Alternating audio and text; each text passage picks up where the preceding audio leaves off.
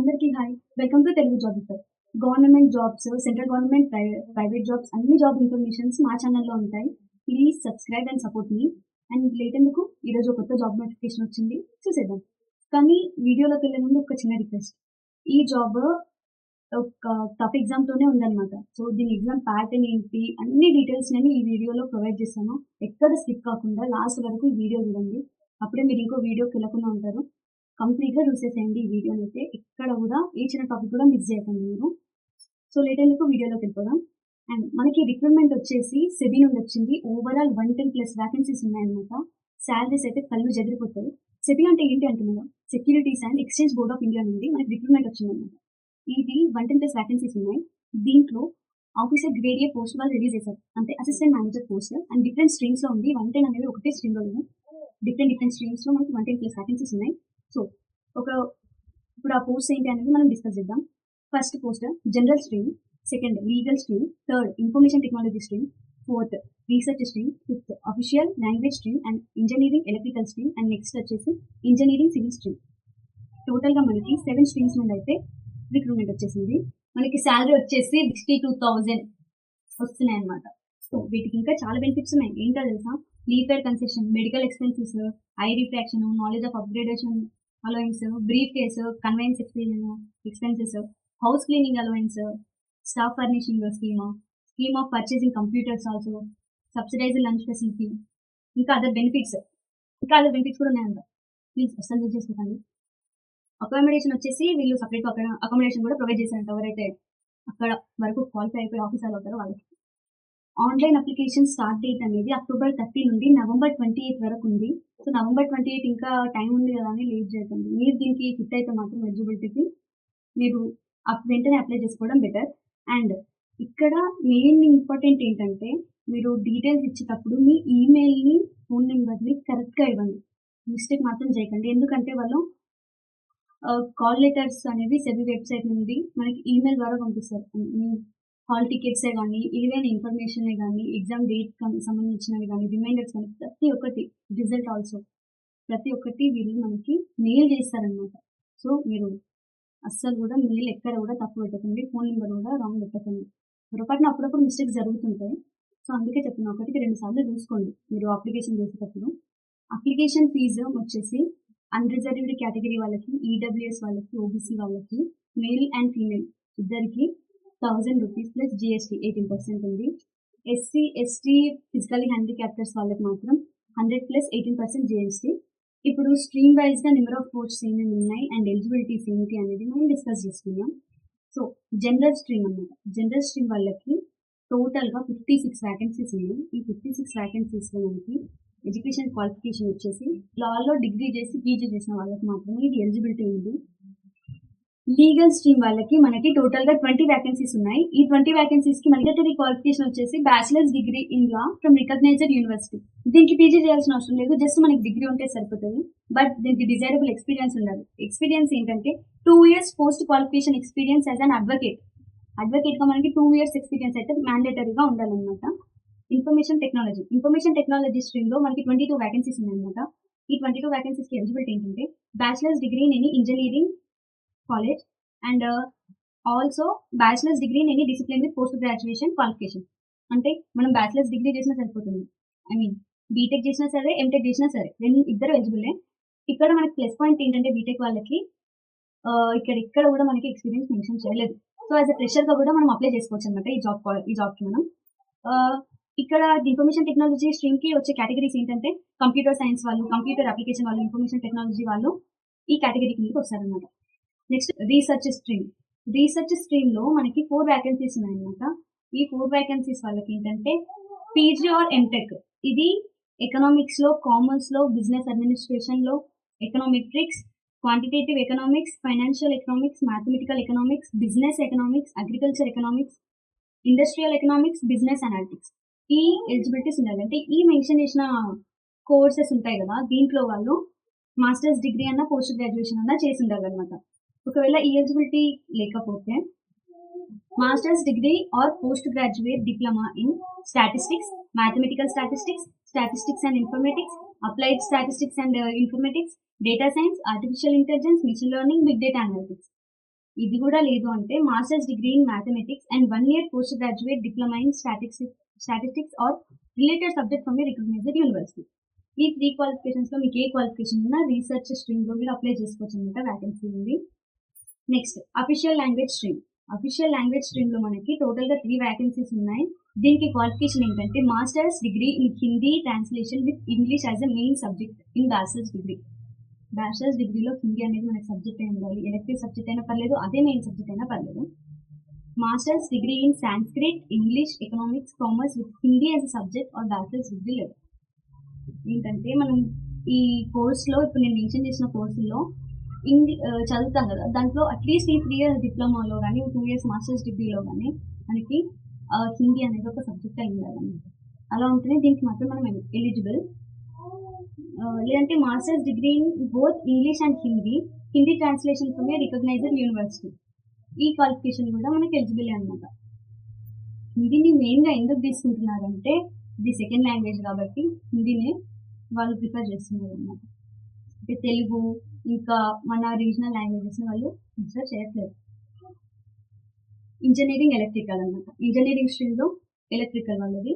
దీనికి 2 వ్యాకెన్సీస్ ఉన్నాయి. Plus degree in electrical engineering from a recognised university or institute. మనకి BTech ఎలక్ట్రికల్లో చేస్తే సరిపోతుంది. ఐ మీన్ ఈసీఈ, ట్రిపుల్ వాళ్ళు తీసుకుంటే సరిపోతుంది. కానీ దీనికి డిజైరబుల్ ఎక్స్పీరియన్స్ కావాలన్నమాట. Working knowledge of electronic systems like CCTV surveillance, addressable security alarm and fire alarm systems, EAPBX, UPS system, etc. Second experience ఏంటంటే maintenance of lifts, pumps, air conditioning plants etcetera. Third experience వచ్చేసి మనకి administering construction projects in all aspects and knowledge of PERT and CPM techniques. PERT CPM techniques తెలిసి ఉండాలి. Next civil engineering post. దీనికి unreserved కేటగిరీలో 2 vacancies ఉన్నాయి. ఓబీసీలో 1 vacancy ఉందన్నమాట. Total 3 vacancies ఉన్నాయి. And physically హ్యాండిక్యాప్డ్కి 1 vacancy ఉంది. మ్యాండేటరీ ఎడ్యుకేషన్ క్వాలిఫికేషన్ వచ్చేసి BTech మనం సివిల్ ఇంజనీరింగ్ చేసి ఉండాలి. దీనికి కూడా డిజైరబుల్ ఎక్స్పీరియన్స్ ఉండాలి. Experience in maintenance of office and residential properties colonies and experience of administering construction projects in all aspects and knowledge of PERT and CPM techniques. దీనికి కూడా PERT and CPM techniques తెలిసి ఉండాలి మనకి. Working knowledge of computer in structural design in CAM, CAD, MS projects, Primavera evaluation and analyzing of tenders with special references, working knowledge in structural rehabilitation works and experience in constructions and project management. ఈ eligibilities మీకుంటే మాత్రం please ఎవ్వరు కూడా ఈ ఛాన్స్ని miss చేసుకోకండి. నేను ఇప్పుడు mention చేసిన అన్ని స్ట్రీమ్స్లో అన్ని ఎలిజిబిలిటీస్ మీకుంటే అస్సలు ఈ జాబ్ని మిస్ చేసుకోకండి. ఇప్పుడు అందరం ఎప్పుడెప్పుడు అని వెయిట్ చేస్తున్న మోడ్ ఆఫ్ సెలెక్షన్ ప్రాసెస్ అయితే వచ్చేస్తున్నాయి. సో ఆబ్వియస్లీ అందరికి ఉంటుంది అసలు సెలెక్షన్ ప్రాసెస్ ఎట్లా ఉంటుంది, ఏంటి, సిలబస్ ఏంటి అని. So coming to the point, mode of selection వచ్చేసి మనకి 3 phases ఉంటాయి. ఫస్ట్ ఫేజ్ వచ్చేసి phase 1, phase 2. ఈ phase 1, phase 2లో ఆన్లైన్ ఎగ్జామినేషన్స్, phase 3 వచ్చేసి ఇంటర్వ్యూ, phase 2 ఉంటుంది. ఫస్ట్ మనం phase వైజ్గా డిస్కస్ చేద్దాం పేపర్ ప్యాటర్న్ని. phase 1 ఆన్లైన్ ఎగ్జామినేషన్ వచ్చేసి ఎట్లా ఉంటుందంటే పేపర్ 1, పేపర్ 2 ఉంటుంది అనమాట. అందులోనే పేపర్ 1కి 100 మార్క్స్, పేపర్ 2కి 100 మార్క్స్ ఉంటాయి. అయితే పేపర్ 1 ఆల్ స్ట్రీమ్స్కి సేమ్ ఉంటుంది అనమాట. అందులో ఏమేమి సిలబస్ వస్తుందంటే general awareness including some questions related to financial sector అనమాట. అవి ఈజీ నుండి మోడరేట్ డిఫికల్టీ లెవెల్లో ఉంటాయి అనమాట. ఫైనాన్షియల్ సెక్టర్ కింద అడుగుతారు జనరల్ అవేర్నెస్లో. And English language questions, quantitative aptitude and test of reasoning, ఈ 3 కేటగిరీస్లో కూడా వస్తాయి. మనకి టోటల్ 4 కేటగిరీస్లో వస్తాయి. Maximum marks 100. మనకి 60 minutes టైం ఉంటుంది. కట్ ఆఫ్ వచ్చేసి 30% కట్ ఆఫ్ అనమాట. దీనికి సెక్షనల్ కట్ ఆఫ్ లేదు. అంటే సెక్షనల్ కట్ ఆఫ్ అంటే మనకి జనరల్ అవేర్నెస్ ఒక సెక్షన్, ఇంగ్లీష్ అనేది ఒక సెక్షన్, క్వాంటిటేటివ్ యాప్టిట్యూడ్ అనేది ఒక సెక్షన్. అంటే ఇట్లా సెక్షన్ వైజ్గా కట్ ఆఫ్ లేదు. టోటల్ పేపర్ 100 మార్క్స్ కదా, 100 నుండి కట్ ఆఫ్ ఉందన్నమాట. అది మనకి బెనిఫిట్. అంటే ఇప్పుడు మనం ఇంగ్లీష్ పర్ఫెక్ట్ వస్తుంది. మనం నేను బీటెక్, నాకు ఫైనాన్షియల్ సెక్టర్ గురించి చాలా తక్కువ తెలుసు. Quantitative aptitude, test of reasoning, English నాకు బాగా తెలుసు. సో నేను అది కొంచెం తక్కువ నాకు తెలిసినప్పటికీ ఈ 3 టాపిక్స్లో నేను మార్క్స్ స్కోర్ చేసే ఛాన్స్ ఎక్కువ ఉంటుంది అనమాట. సో ఆ మార్క్స్ అనేవి కట్ ఆఫ్ చేసినప్పుడు మనం ఈజీగా క్వాలిఫై అయిపోతాం అనమాట. అందుకే టోటల్ కట్ ఆఫ్, ఈ సెక్షనల్ కట్ ఆఫ్ లేదు. దీనికి టోటల్ పేపర్ నుండి కట్ ఆఫ్ ఉంది మనకి. అండ్ పేపర్ 2కి వచ్చేసి జనరల్ స్ట్రీమ్ వాళ్ళకి multiple choice questions on subjects commerce, accountancy, management, finance and costing, companies act and economics. ఈ టాపిక్స్లో జనరల్ స్ట్రీమ్ వాళ్ళకి ఎగ్జామ్ ఉంటుంది. ఈ లీగల్ స్ట్రీమ్ వాళ్ళకి research, engineering electrical, engineering civil, official language and information technology stream వాళ్ళకి వాళ్ళ subjects ప్రకారం questions ఉంటాయి. అవి కూడా ఎంసీక్యూ సెట్ కంప్లీట్గా. దానికి కూడా 100 మార్క్స్ ఉంటుంది. డ్యూరేషన్ వచ్చేసి జస్ట్ 40 మినిట్సే. కట్ ఆఫ్ వచ్చేసి 40% ఉంటుంది అనమాట cut off. Aggregate cut off వచ్చేసి 40%. ఈ రెండిట్లలో వచ్చేసి మనకి మినిమం 40% అవ్వాలన్నమాట. యావరేజ్ తీసుకున్నాం, యావరేజ్లో మనకి 40% అనేది రావాలి. ఒక్క పేపర్ 1లో క్వాలిఫై అయ్యి పేపర్ 2లో క్వాలిఫై కాకపోతే మనం ఫేజ్ 1లో సెలెక్ట్ కానట్టే. ఓకేనా? రెండిట్లలో కట్ ఆఫ్లు వీళ్ళు చెప్పిన దానికంటే ఎక్కువ తెచ్చుకుంటేనే మనం క్వాలిఫై అవుతాం. నాకు పేపర్ 1లో 50, 70 వచ్చింది, నాకు పేపర్ 2లో 0, 10, 20 వచ్చింది కట్ ఆఫ్ అంటే ఫెయిల్ అనమాట. చెప్తున్నాను, ఈ రెండిట్లలో వాళ్ళు చెప్పిన కట్ ఆఫ్స్ ప్రకారం ఖచ్చితంగా తెచ్చుకోవాలి. అండ్ నెగిటివ్ మార్కింగ్ ఉంటుంది ఇందులో 1/4 అనమాట. ఇప్పుడు కరెక్ట్ పెట్టినాం, 4 రాంగ్ పెట్టినాం అనుకోండి 0 అట్లా. లో సెలెక్ట్ అయిన వాళ్ళు మాత్రమే ఫేజ్ 2కి వెళ్తారు షార్ట్ లిస్ట్ చేసి. ఫేజ్ 1 అయిపోయాక డైరెక్ట్ ఇంటర్వ్యూ, ఫేజ్ 2 తర్వాత ఇంటర్వ్యూ ఉండవు. ఫేజ్ 1 అయిపోయాక అందులో ఫిల్టర్ చేసి క్వాలిఫై అయిన మెంబర్స్ని ఫేజ్ 2కి తీసుకెళ్తారు. ఫేజ్ 2లో క్వాలిఫై అయిన మెంబర్స్ ఇంటర్వ్యూకి వెళ్తారు. ఇంటర్వ్యూ అయిన వాళ్ళు డైరెక్ట్ ఇంకా జాబ్ వాళ్ళకి అనమాట. ఫేజ్ 1 ఆన్లైన్ ఎగ్జామ్ వచ్చేసి మనకి జనవరి 10కి ఉంది. అస్సలు నెగ్లెక్ట్ చేయకండి, ఎందుకంటే 3 మంత్స్ టైం ఉంది. బాగా ప్రిపేర్ అవ్వండి. ఫేజ్ 2 ఆన్లైన్ ఎగ్జామినేషన్కి వచ్చేసరికి దీంట్లో కూడా సేమ్ పేపర్ 1, పేపర్ 2 ఉంటుంది అన్నమాట. సో పేపర్ 1 ఏంటంటే ఆల్ స్ట్రీమ్స్కి సేమ్. ఏంటంటే English descriptive test, drafting skills అనమాట. ఎస్ఏస్ అని, లెటర్స్ అని, సంథింగ్ నోటీస్ అని అన్ని ఏవో ఒకటి మనల్ని రాయమని చెప్తారనమాట. దానికి మాక్సిమం మార్క్స్ 100. డ్యూరేషన్ వచ్చేసి 60 మినిట్స్. కట్ ఆఫ్ వచ్చేసి 30%. వెయిట్ వచ్చేసి 1/3. ఇంగ్లీష్ డిస్క్రిప్టివ్ టెస్ట్ మనకి జస్ట్ 60 మినిట్స్ టైం ఉంది కాబట్టి టైపింగ్ స్కిల్స్ బాగా ఇంప్రూవ్ చేసుకోండి. అన్ని ఫ్రీక్వెన్సీ పెరగాలి, మనకి అక్యురసీ పెరగాలి, అంత ఎక్కడ కూడా ప్రాబ్లం లేకుండా ఉండాలి కాబట్టి బాగా ప్రాక్టీస్ చేయాలి. పేపర్ 2కి వచ్చేసి జనరల్ స్ట్రీమ్ వాళ్ళకి multiple choice questions on subject same commerce, accountancy, management, finance, costing, companies act and economics. Same general stream వాళ్ళకి ఫస్ట్ ఇయర్లో ఉందో దీంట్లో కూడా సేమ్ అలానే ఉంటుంది. అన్ని ఎంసీక్యూసే, 100 మార్క్స్, 90 మినిట్స్ టైం ఉంటుంది, 40% ఆఫ్ కట్ ఆఫ్ అనమాట. లీగల్ స్ట్రీమ్ వాళ్ళకి వచ్చేసి 70 మల్టిపుల్ చాయిస్ క్వశ్చన్స్ ఉంటాయి. ఒక్క క్వశ్చన్కి 1 మార్క్ ఉంటుంది. Specialised subject related to stream. ఆ స్ట్రీమ్లో ఏవైతే స్పెషల్ సబ్జెక్ట్స్ ఉంటాయో వాటిపైన ఎక్కువ అడుగుతారంట. అండ్ 3 డిస్క్రిప్టివ్ క్వశ్చన్స్ ఉంటాయి అనమాట. ఒక్కొక్క క్వశ్చన్కి 10 మార్క్స్ ఉంటాయి అనమాట. 10 మార్క్స్లో ఆన్సర్ కూడా మనం ఎట్లా అంటే దానికి హిందీలోనే టైప్ చేసుకోవచ్చు, ఇంగ్లీష్లోనే టైప్ చేసుకోవచ్చు. ఆ ఫెసిలిటీని వీళ్ళు మనకి ప్రొవైడ్ చేస్తున్నారు. ఇన్స్క్రిప్ట్ ఆర్ గెయిల్ కీబోర్డ్ లేఅవుట్లో మనకి యూజ్ చేసుకోవచ్చు అనమాట. వాటి హెల్ప్ తీసుకొని మనం డిస్క్రిప్టివ్ ఆన్సర్స్ ఇంకా ఫాస్ట్గా మనం వాళ్ళకి సబ్మిట్ చేయొచ్చు అనమాట. దీంట్లో మల్టిపుల్ చాయిస్ క్వశ్చన్ 70 అన్నారు కదా, దానికి 60 మినిట్స్ టైం ఇచ్చారు. ఈ 3 డిస్క్రిప్టివ్ క్వశ్చన్స్కి 60 మినిట్స్ టైం ఇచ్చారు. అంటే ఒక్క డిస్క్రిప్షన్కి యావరేజ్గా 20 మినిట్స్ టైం ఇచ్చారు అనమాట. ఓవరాల్ పర్సెంటేజ్ వచ్చేసి 40% కట్ ఆఫ్ అనమాట. 2/3 వెయిటేజ్.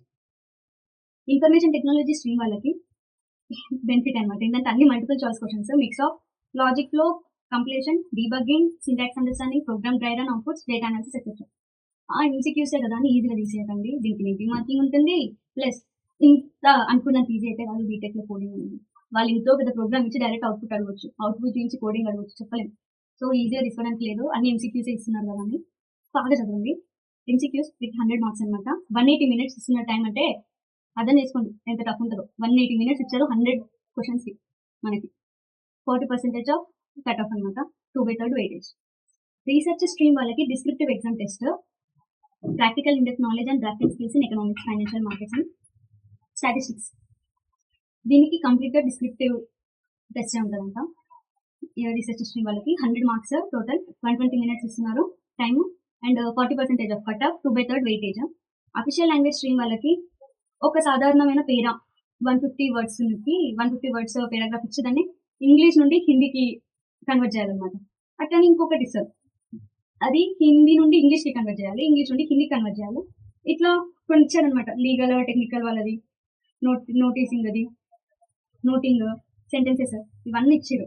ఇవన్నీ మనకి 100 మార్క్స్ అనమాట. 90 మినిట్స్ టైం ఇచ్చారు. 40% ఆఫ్ కట్ ఆఫ్ ఉంది. 2/3 వెయిటేజ్ ఉంది. అఫీషియల్ లాంగ్వేజ్ వాళ్ళకి దాదాపు 8 సెక్షన్స్ ఉన్నాయన్నమాట. సో ఒక్క దగ్గర టైం వేస్ట్ చేసుకోకండి, అన్నీ ఫాస్ట్గా అటెండ్ చేయండి. దానికి అనువాదం అనేసరికి అక్కడ మనం కొంచెం బెటర్గా పర్ఫామ్ చేద్దామని మిగిలిన ఇగ్నోర్ చేయకండి, టైం వేస్ట్ అయిపోతుంది కాబట్టి. అన్నింటికి టైం సెట్ చేసుకొని మీరు ఇప్పటి నుండి ప్రిపేర్ అవ్వడం బెస్ట్. ఇంజనీరింగ్ ఎలక్ట్రికల్ స్ట్రీమ్ వాళ్ళకి multiple choice questions on specialised subject related to stream. దీనికి కూడా కంప్లీట్ ఎంసీక్యూస్ ఉంటాయి. 100 మార్క్స్, జస్ట్ 40 మినిట్స్ టైం ఉంటుంది మీకు. Cut off 40%, 2/3 weightage. 40 మినిట్స్ మీకు టైం ఉంది. 100 మార్క్స్ పేపర్. క్వశ్చన్స్ అయితే మీరు మెన్షన్ చేయలేదు, అంటే ఈచ్ క్వశ్చన్కి ఎన్ని మార్క్స్ అనేది మెన్షన్ చేయలేదు. కానీ మీకు 40 మినిట్స్ టైం ఉంటుంది కాబట్టి కొంచెం బాగా ప్రిపేర్ అవ్వండి. లెస్ టైంలో ఎక్కువ క్వశ్చన్స్ మీరు క్రాక్ చేయాలంటే బాగా చదువుకొని ఉండాలి మీరు. Engineering civil stream. Multiple questions same specialised సబ్జెక్ట్కి రిలేటెడ్గా ఉంటాయంట. Same 40 minutes time, 100 marks, 40% off cut off, 2/3 weightage. Aggregate cut off వచ్చేసి 50%. అన్నిట్లలో 50% రావాలి టోటల్గా మనకి. ఫేజ్ 2 ఎగ్జామ్ వచ్చేసి మనకి February 21st ఉంది, 2026. ఫస్ట్ ఫేజ్ 1 కంప్లీట్ కానీ ఆ తర్వాత ఫేజ్ 2 చూసుకుంటామంటే కుదరదు. ఫేజ్ 1 కన్నా ఫేజ్ 2 ఇంకా టఫ్ ఉంటుంది, మనందరికీ తెలిసిన ప్రకారం అయితే. కాబట్టి మీరు ఇప్పటి నుండే ఫేజ్ 2కి కూడా ప్రిపేర్ అవ్వండి. కాకపోతే కొంచెం తక్కువ షెడ్యూల్ పెట్టుకోండి టైం అనేది. ఫేజ్ 1కి ఎక్కువ టైం సెట్ చేస్తుంది. అప్పటికి వచ్చేసరికి మీకు ఫేజ్ 2ది ఒక 50%, 60% ఆఫ్ సిలబస్ మీరు కంప్లీట్ చేసుకోగలిగితే మిగిలిన 1 మంత్ టైం, Jan 10కి అయిపోతుంది, ఇఫెక్ట్ 21, 1 మంత్ 40 days టైం ఉందంటే ఈ 40 daysలో మీరు కంప్లీట్గా చదువుకోవచ్చు అనమాట. ఈ బేసిక్స్ ఇవన్నీ మనం ముందే నేర్చుకున్నాం కాబట్టి అప్పుడు మెయిన్ టాపిక్లోకి వెళ్ళిపోయి బాగా చదువుకోవచ్చు. అప్పుడు మీకు కట్ ఆఫ్ ర్యాంక్కి తగ్గట్టు మార్క్స్ వస్తాయి, మీరు క్వాలిఫై అయ్యే ఛాన్సెస్ ఎక్కువ ఉంటాయి. ఇది నా సజెషన్ అనమాట. ఫేజ్ 1కి వచ్చిన హాల్ టికెట్స్తోనే ఈ ఎగ్జామ్ రాదు, దీనికి సెపరేట్ హాల్ టికెట్స్ ఉంటాయంట. సో మీరు అన్నిటిని మెయిల్స్ని, ఎస్ఎంఎస్ని బాగా చెక్ చేసుకోండి. ఎక్కడ కూడా నెంబర్ రాంగ్ ఇవ్వకండి, ఈమెయిల్ కూడా రాంగ్ ఇవ్వకండి, మీకే ప్రాబ్లం అవుతుంది. ఈ క్వశ్చన్ పేపర్ అనేది ఇంగ్లీష్, హిందీ 2 బైలింగ్వల్ లాంగ్వేజ్లో ఉంటుంది అనమాట. ఎక్కడ కూడా మీకు ప్రాబ్లం లేదు. హిందీ బాగా వచ్చిన వాళ్ళకైతే ఇది ఈజీగా, వాళ్ళు ఇంగ్లీష్ ఏదైనా అర్థం కాకపోయినా కొంచెం తెలుగులో చదువుకొని ఆ పేపర్ని అర్థం చేసుకొని రాయగలుగుతారు. ఇంటర్వ్యూ వచ్చేసి షార్ట్ లిస్టెడ్ క్యాండిడేట్స్ ఉంటారు కదా, వాళ్ళని మాత్రమే. ఫేజ్ 2లో షార్ట్ లిస్ట్ అయిన వాళ్ళకి ఇంటర్వ్యూ ఉంటుంది అనమాట. ఎవరైతే ఫిజికల్లీ డిసేబుల్ ఉన్నారో వాళ్ళందరికీ ఈ నోటిఫికేషన్ బాగా చదవండి. ఎందుకంటే మీకు కొంచెం ఎక్సెప్షన్స్ ఇచ్చారు, బెనిఫిట్స్ ఇచ్చారు, అవన్నీ మీరు బాగా చదువుకోండి. ఏజ్ అంటే అందులో కూడా డిసబిలిటీస్లో కూడా కొన్ని టైప్స్ ఉంటాయి కదా, ఒక టైప్కి తగ్గట్టు వాళ్ళకి కొన్ని అలవెన్సెస్ ఇచ్చారనమాట. మీరు చూసి చదువుకోండి. అఫీషియల్ నోటిఫికేషన్ పీడిఎఫ్లో మనకి పేపర్ 2లో ఒక్కొక్క స్ట్రీమ్ వాళ్ళకి ఒక్కొక్క టైప్ ఆఫ్ పేపర్ ఉంటుందని చెప్పాను కదా, అది వాళ్ళు క్లియర్గా ఏమేమి టాపిక్స్ పైన అడుగుతాం అనేది మెన్షన్ చేశారనమాట. అప్లికేషన్ వచ్చేసి మనం అఫీషియల్ వెబ్సైట్లో అప్లికేషన్ అయితే చేసుకోవాలి. మనకి నోటిఫికేషన్ పీడిఎఫ్లో కంప్లీట్గా ఎలా అప్లై చేసుకోవాలి, ఏమేమి మెన్షన్ చేయాలనేది క్లియర్ కట్గా ఇచ్చాను. నేను డిస్క్రిప్షన్లో అఫీషియల్ నోటిఫికేషన్ పీడిఎఫ్ లింక్ ఇచ్చాను. ఈ నోటిఫికేషన్ పీడిఎఫ్లో స్టెప్ టు స్టెప్ మెన్షన్ చేశారు, ఎలా అప్లికేషన్ చేసుకోవాలి, ఏమేమి డాక్యుమెంట్స్ కావాలి, వాటి సైజెస్ ఏంటి, స్కానింగ్ ఏమేమి డాక్యుమెంట్స్ చేయాలి, అన్నీ మెన్షన్ చేశారనమాట. సో మీరు డీటెయిల్గా చూసుకోండి అప్లికేషన్ ప్రొసీజర్ ఏంటి అనేది. అండ్ ఇప్పుడు ఫేజ్ 2 పేపర్ 2 టాపిక్స్ వచ్చేసరికి సిలబస్ టాపిక్స్ ఉంటాయి కదా, వాళ్ళు ఇంట్లో మెన్షన్ చేశారు నోటిఫికేషన్లో. ఒక్కొక్క స్ట్రీమ్కి ఒక్కొక్క పేపర్ ఉందన్నమాట. ఫేజ్ 2 పేపర్ 2లో ఒక్కొక్క స్ట్రీమ్కి తగ్గట్టుగా సిలబస్ ఉందన్నమాట మనకి. అదంతా మీరు ఈ నోటిఫికేషన్ పీడిఎఫ్లో ఉంది, మీరు చదువుకోండి. నేను ఇప్పుడు చెప్పినా అది విన్నంత మాత్రం స్ట్రైక్ అవ్వదు మైండ్లో, మీరు చదివితే మీకు ఇంకొంచెం క్లియర్గా అర్థమవుతుంది. సో నోటిఫికేషన్ని నేను డిస్క్రిప్షన్లో పిన్ చేసి పెట్టాను, మీరు మాత్రం అస్సలు మిస్ అవ్వకండి. ఎలిజిబిలిటీ ఉంటే మాత్రం ఖచ్చితంగా ఈ ఎగ్జామ్ని అటెండ్ చేయాల్సిందే. ఒకవేళ మనకి రాలేదా, ఏం పర్లేదు, నెక్స్ట్ ఎగ్జామ్కి ఒక మోటివేషన్ లాగా ఉంటుంది. ఏమేమి మిస్టేక్ చేసినామో మనం తెలుసుకొని దానికి ఇంకా బాగా ప్రిపేర్ అవ్వచ్చు. Please don't miss it. ఇదండి ఈరోజు జాబ్ ఇన్ఫర్మేషన్. మళ్ళీ ఇంకో కొత్త జాబ్ నోటిఫికేషన్తో మళ్ళీ కలుద్దాం. Please subscribe to Telugu జాబిఫై.